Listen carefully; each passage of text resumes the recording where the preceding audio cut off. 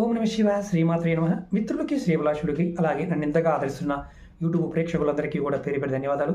మిత్రులారా, మీ అందరికీ పరాదేవత ఎల్లవేళలా మీతో ఉండి మీ మనోవాంఛ నెరవేర్చాలని మనస్ఫూర్తిగా కోరుకుంటున్నాను.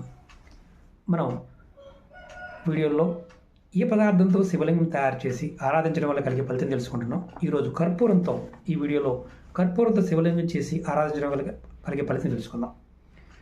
ఎవరైనా సరే కర్పూరంతో శివలింగ ఆకృతి చేసి ముద్ద కర్పూరంతో చేసి పూజ చేసి ఆ తర్వాత ఆ శివలింగాన్ని నదిలో నిమజ్జనం చేస్తారు. వారికి శారీరక మానసిక రుగ్మతలు, మానసికమైన రోగాలన్నీ తగ్గిపోతాయి. మనసు ప్రశాంతతతో పాటు ధనప్రాప్తి కూడా కలుగుతుంది. ప్రయత్నపూర్వకంగా చేయండి. ఇది ఎప్పుడైనా చేయవచ్చు. పదార్థంతో చేసేది కాబట్టి ప్రయత్నపూర్వకంగా చేయండి. షార్ట్ వీడియోలు కాబట్టి మీకు టూకీగా చెప్తున్నాను. మీకు ఈ వీడియో నచ్చినట్టు లైక్ చేయండి, ఛానల్ సబ్స్క్రైబ్ చేసుకోండి, పక్కనే ఉన్న గంట సింబల్ని యాక్టివేట్ చేసుకొని 10 మంది మిత్రులకి షేర్ చేయండి. ఓం నమః శివాయ శ్రీ